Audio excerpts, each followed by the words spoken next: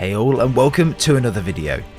Today we're going to be diving deeper into the ending of Final Fantasy 16, what it means for the future of the franchise, and if the next game, because let's be realistic here, there's going to be a 17th, if the story might continue on or start afresh, or if Clive Rosfield's journey has in fact come to an end.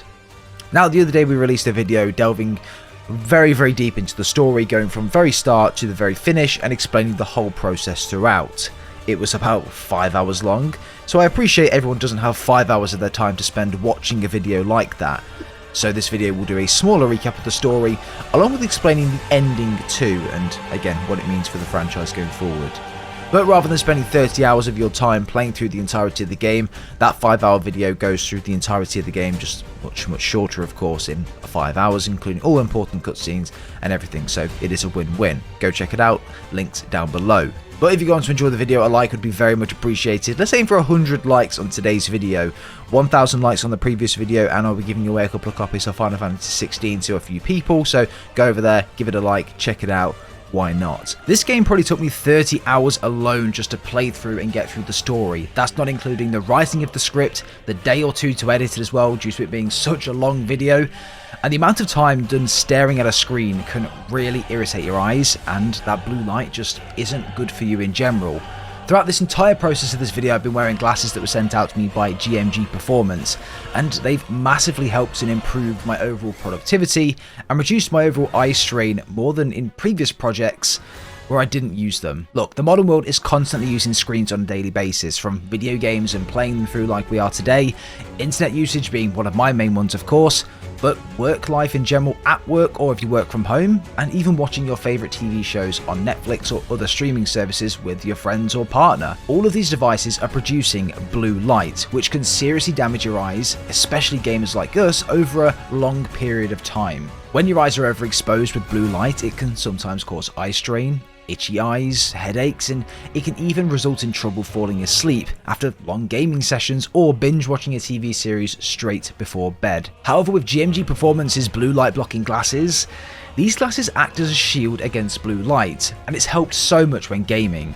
It can help reduce things such as eye strain, it can improve your concentration, encourage your eye reflexes, maintain the quality of your vision over a longer term, preserve the quality of your sleep, which for me is my most important one. Before I worked with GMG, I actually brought myself a really cheap pair of these glasses because I was really feeling it, and as you can tell, the quality of these ones aren't very good. So I'm so grateful for GMG Performance sending me out a couple of pairs of their glasses to try out. Right now I'm wearing the Aranos. They are my favourite ones so far, and also I got another pair called the Optimizers as well. These are really cool as well, and the quality is just amazing on them. There are two other pairs on the website called Performers and Osiris. You guys can go check them out. I'll leave all the links in the description down below to the GMG Performance website, where if you use the link in the description, you can save upwards of 40% off on their website, which is a sale that's going to last upwards of 48 hours of this video going live. So go check it out in the description down below. Go get yourself a pair of these glasses. They're going to help so much more than you think. Go check it out. Pin comment also down below. Thank you. But without further ado, check the timestamps below. Let's dive straight in. Final Fantasy 16 was initially story-told in the year 860, from the perspective of Clive Rosfield. In Valisthea, there's a place called Rosalith, and this is the home and is ruled by the Rosfield family. We firstly have Clive Rosfield, Joshua Rosfield, King Elwyn Rosfield, and the Duchess Annabella Rosfield. Jill, however, is kind of like the sister or the one that was taken in, but she wasn't a Rosfield. She was taken in from birth by the family due to her early indications of her becoming Shiva's dominant. Now, there are different types of people within Valisthea and the world of Final Fantasy.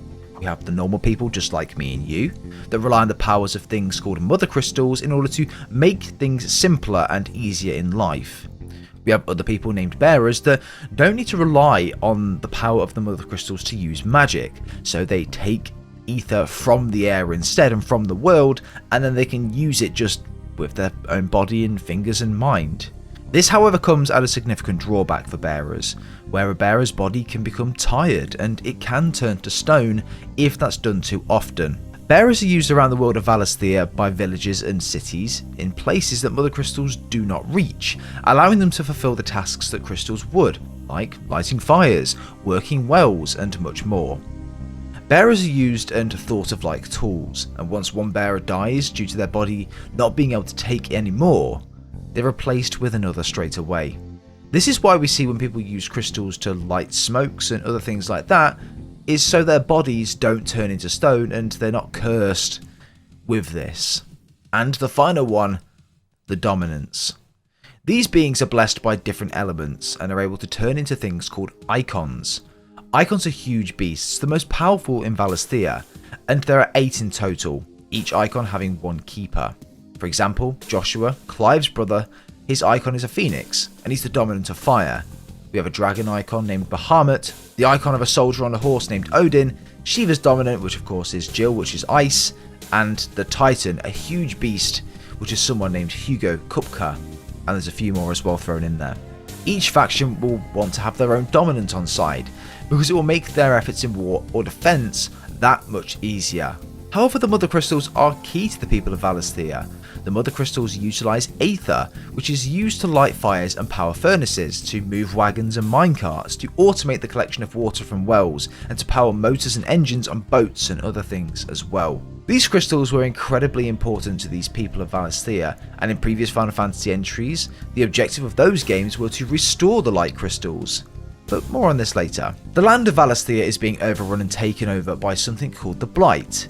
This is ruining the lands, resulting in all vegetation, wildlife and farmland to be completely killed off, and all of the land around dying, almost turning into an ash. The only way to fight back against the Blight is to utilise the power of the Mother Crystals. However, in Rosalith, the people were not yet blessed by the Mother Crystals, meaning if and when the Blight came, they'd stand no chance, and would be forced to move from their home. However, Clive Rosfield at birth was rejected by the Phoenix, and because of this his mother Annabella resented him. Elwyn needed to do something about the Blight. It had already taken over the majority of the northern reaches, so in order to allow them to stay in Rosalith and have a fighting chance against the Blight, they need to take the Mother Crystals at a place called Drake's Breath. However, this is controlled by the faction Iron Blood. This would no doubt end in a war of conquest of some sort, and everyone knew it as well. So with Clive being a bearer, he was not a dominant, so he became the next best thing. He was blessed by the Phoenix and became Joshua's shield whilst they were there in Phoenix Gate, and they made their way there the following morning. However, when at Phoenix Gate, there were traitors amongst them. The castle was infiltrated by the Iron Blood and Elwyn was killed. Here, Joshua's powers come to him, and he turns into the Phoenix out of anger and the want to fight back against the invaders and to avenge his father's death. However, in this time, Clive was faced with 2 unfamiliar figures, one being the Hooded Man, and 2, a man made of fire. Suddenly, a second icon of fire comes out of nowhere, which is explained earlier should be impossible. There should be 1 keeper per icon, so this was almost impossible and shocked everyone at Phoenix Gate. 2 icons fought. The second icon of fire, named Defreit, won the battle, in the process, killing Joshua. Clive was amongst the rubble the following morning as the Iron Blood were sweeping the grounds for survivors, with Annabella being behind the attack, giving them information on Elwyn and Joshua's location and their plans. Annabella betrayed them all, getting Elwyn killed and being the cause of Joshua's demise. Clive was taken by the Imperial Army and used on the front lines from that day, being branded with the tattoo on his face and fighting for them moving forward. 13 years later from that day, Clive finds himself on a mission to capture the Shiva Dominant, not knowing who that was at the time, until he battled her and got a real look at her face. The Shiva Dominant was Jill. Clive refused to kill Jill, and the other Imperials he was on a mission with did not take to this lightly, even battling him because of his traitorous decision. And it was at this point we met someone named Sid, who saved us and escorted us to safety. It was here that we told Sid what our plan was, that we want to track down this second dominant of fire and get revenge for his brother's Joshua's death. Joshua's death haunted Clive for all of his life. He was the shield for Joshua, and he let him die. That was what he thought anyway. However, during this conversation, Sid tells Clive of a town close by that harbours bearers and allows them to live in peace. But amongst those is rumoured to be a Dominant of Fire. The Dominant of Fire wasn't there when we reached the town, but was captured by someone named Benedicta. And what do you know?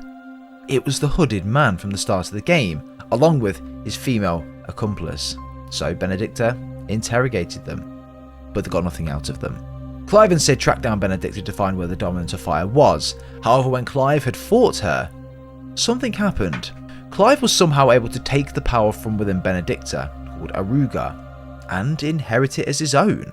Now, there's two keepers of this power, which, again, should be impossible. Cid and the others were very surprised to see Clive was able to do this. However, we push on forward, and Aruga began to draw much more aether in than she could even control, turning the likes of Benedicta into her icon, and she wasn't able to control it. It was here that we found out that Clive was in fact this second Dominant of Fire all along.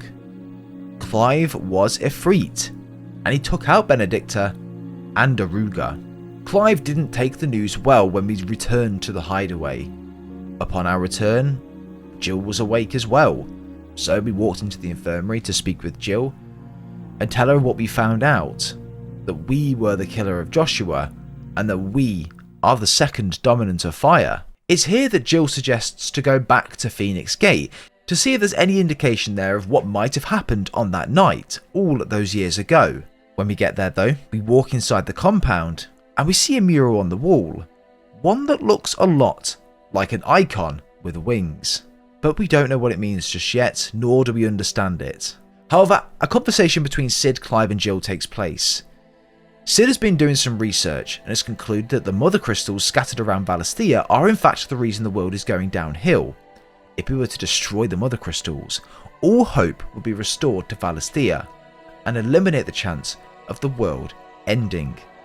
The crystals absorb ether from the world, and Cid thinks that because of this, the ether being absorbed into the crystals is what's causing the blight and what's causing the land to turn to ash essentially. So by destroying them, the crystals should in fact give all that ether back and restore the world to how it was. That's the plan. So this is exactly what we do. We travel around to Valisthea to each crystal, destroying the hearts of them, but unfortunately we lost Cid after destroying the first one. But it was here that we met the game's main antagonist, Ultima. Throughout the events of the game leading up to this point, Clive would hear voices in his head, sometimes mentioning and muttering the words Mythos, as a name referring to Clive. Before Cid passed on, he struck Ultima in the chest with his sword to prevent him from taking Clive. However, this wasn't the last we'd seen of Ultima, this was merely a setback for him. A pulse of blue light was sent rushing towards Clive, Jill and Torgal, in which made them both pass out there and then. However, in walks an unexpected person to fight back against Ultima, Joshua. If Joshua wasn't there, Ultima probably would have taken Clive, and we would have had a completely different outcome. Joshua though didn't kill Ultima there and then, but he entrapped him within his chest to prevent him from taking Clive and to ensure that he has control over Ultima inside of him. Here we learn that Ultima is plotting something big, and for whatever reason, Clive is that final piece to the puzzle. Clive and the rest move around and destroy the other mother crystals, defeating the icons of Aruga, Titan and also Odin. It was during this time that we met someone named Prince Dion. Now, Dion's father was the Emperor of the capital and was in fact married to Annabella. They both had a child named Olivier, who was due to become the Emperor when the current Emperor steps down. However, the Emperor, since marrying Annabella, had changed his ways significantly. He became a lot more harsh, less caring, and he even went as far to declare a war of conquest against another faction in order to take over their unblighted land. This, by the way, was a signed and agreed peace treaty that the capital had with another faction, that they wouldn't touch their land or disturb them and that it was rightfully theirs. But the Emperor suddenly didn't care for it anymore and wanted it ripped apart and that land taken for their own good. With Dion being a dominant, the Emperor wanted his son to be on the front line, helping as his icon Bahamut as and when it was needed. However, Dion was very much against this idea, but couldn't disobey his father's direct orders, but he knew there was a change somewhere within him. However, later on in the story, when one of the final crystals were destroyed, we see Clive reunite with his mother Annabella, holding her son Olivier tight after the capital was under attack by Dion and his icon Bahamut. Let's provide some background to why this is the case first. Dion and Joshua met earlier on in the game, and here Joshua told him of Ultima, his motivations and why he must be stopped. This lined up a little bit too perfectly with the behaviour of Dion's father, the Emperor, and when Dion received word that Olivier was made Emperor, he stormed back into the castle to confront the three of them sat on their thrones, even asking his father if Ultima was behind all of these decisions. However, Dion was convinced it wasn't his father, but it was Annabella and Olivier under the influence and control of Ultima. So, Dion forged a plan there and then to kill them both. He stormed the throne room, attempting to reason with his father, and became so wound up at Olivier that he launched his spear directly at him. But the Emperor himself jumped in front of it, saving Olivier, Dion killing his own father. We learnt at this point that Olivier was in fact being controlled by Ultima, and that making Dion break was all a part of his plan, and this was all a setup by them. He turned Dion into Bahamut out of rage and anger, and Dion essentially lost control of Bahamut and his icon, and that's when he started destroying the city, with Joshua watching this unfold every step of the way. Joshua turned into the Phoenix to try and stop Dion from doing something that he would regret, destroying the entirety of the capital and killing so many innocents. And as Clive was progressing through the capital, this is where he saw that Joshua was actually still alive, and the Phoenix was flying around, since all of those years ago. He rushed into the living quarters, and there Annabella and Olivier were there, and here Clive confronted her, telling her that she needs to look out of the window as Joshua is still alive and well. The Phoenix crashed through the roof of the building, and Defreit was summoned by Clive to take down Bahamut. It was here that we learnt and confirmed that Ultima was in fact possessing Olivier, and Dion finally managed to finish the job by throwing his spear directly at Ultima, which in turn killed Olivier. Fast forwarding slightly, we finally destroyed the last Mother Crystal's heart after taking down Odin, and finally we were a presentable host for Ultima. We were sent on a bit of a wild goose chase to try and find Ultima, with him taking us to his realm between realms and trying to kill us there and then. But finally, we fought Ultima. The first round of fighting we bested him, but it was far from over at that point. Ultima then created his own crystal once the other Mother Crystals were all destroyed, which went on to be named the Origin Crystal.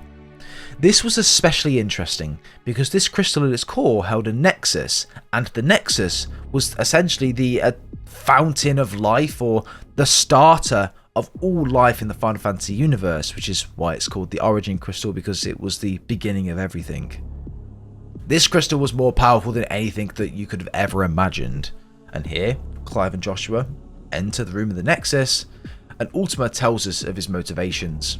Ultima wanted us to destroy the Mother Crystals all along. This was his hope, that we were to do this. The aether that those crystals produced was absorbed by the Nexus, making the Origin Crystal stronger and stronger and stronger, until all four Mother Crystals' aether was absorbed within the Origin Crystal, giving Ultima the power to complete his final phase, or to complete what he went out to set out to complete. Ultima's plan was to use the Origin Crystal to essentially turn everyone in Valisthea Akashic. Now, Akashic is essentially when a normal person inhales too much aether, it sends them a bit crazy. They become basically high on aether, and it just sends them into like this uncontrollable zombie. And of course, if Ultima is able to send everyone Akashic, and he has the Nexus and the Origin Crystal, he's able to control everyone on the planet. A bit of backstory as to why Ultima wants to do this and his motivations. When Ultima created the world, when he created mankind and humanity, they all looked up to Ultima as some form of god and followed his every step. However, as time went on, humanity started to veer away from Ultima, because Ultima's motivations were very self-inflicted. He was very personal. Ultima wanted himself to look down on everyone else, and not everyone in Valisthea wanted that, if that makes sense. So they veered away and began to disobey Ultima slightly, and this is where his reign and his power slowly diminished over time. So Ultima's motivations is for him to be back on top. He wants to control everyone to look up to him as some form of god. So to turn everyone Akashic means that he can control them, and they're all his puppets. Defreit was the last remaining piece of the puzzle, and Ultima was now at full strength, even going on to force himself out of Joshua's chest, which killed Joshua in the process. Every mother crystal that was destroyed, Ultima became more powerful within inside Joshua's chest, increasing his likelihood to escape, which of course now all 4 of them have been destroyed, he was able to come out no problem. Everything that we were doing that we thought would help the world was in fact playing into the hands of Ultima. His plan all along was to not stop us from destroying those crystals. He wanted to take Clive early, so the hardest part of the plan was completed. However, in the end, Ultima stopped trying to obtain Clive because 1, Joshua captured him, but 2, because he knew that destroying the crystals would only make him more powerful, which is why he left Clive to it. And now he's in a position where destroying Clive's consciousness and using his body as a vessel was the only thing that was needed. Clive fought Ultima and managed to defeat him because he had something Ultima didn't: compassion for others. Clive was fighting for something meaningful. He was fighting for the others' freedom. He was fighting for a purpose. Whereas Ultima was, as I mentioned, only fighting for himself and power greed. Clive bested Ultima, destroying him for good. However, this left Clive with one more thing to do. The Origin Crystal still stands. The Nexus still stands. Joshua was dead, and Clive inherited Ultima's powers. He needed to destroy the Nexus to prevent anyone from using its powers in the same way that Ultima intended, even if that meant that Clive Rossfield would die in the process. Clive destroyed the Origin Crystal there and then, and in turn the Nexus, with Clive falling into the sea and being washed ashore. He was finally done. He finished what he set out to do, and Clive's at peace with everything. Clive had the curse that all bearers would endure without the Mother Crystal's power. His hand completely turned to stone, and soon his entire body would follow. Clive might have died on that beach staring up at the moon that night, but he could die knowing that all of his duties were fulfilled. But guys, that's pretty much a short summary of the game itself and detailing an explanation of the ending as well. I loved this game so much. Honestly, probably one of my favourite games of the year right now. And if the voice actors of this game don't win some form of game awards, I will be so perplexed, because the voice acting was absolutely fantastic throughout the entirety of this game. Honestly, I would give this game a solid 9 out of 10. The final 1% for me was probably that this game was incredibly cutscene driven. It was almost like a movie that you took control of here and there. I really enjoyed it, but I thought that maybe they could have took the God of War route, where it was very cinematic, but there was still a lot of times that gave you the control to do what you wanted to do. That's my only thing. But a 9 out of 10 is nothing to cry about. It's nothing to hate about. Like, it's a fantastic game. A 9 out of 10 is almost perfect. I loved it so much. Let me know your thoughts and opinions down below, everyone, as to what you thought of Final Fantasy 16. I don't have any other Final Fantasy games to compare it to because this is my first, but if you've played any previous ones, let me know down below in the comments how this compares to the other ones, how it was different, and what you thought about it. But leave a like on today's video. Let's hit 100 likes, and then we can absolutely smash it, everyone. So let's just hit that and smash that out of the water. Subscribe for more content coming as well. It'd be very much appreciated. I am going to do a Callisto Protocol DLC video, which will be out Sunday, so stay tuned for that. But if you did enjoy the video, everyone, as I mentioned, leave a like, subscribe if you guys are brand new. It'd be very much appreciated. And we'll see you all next time.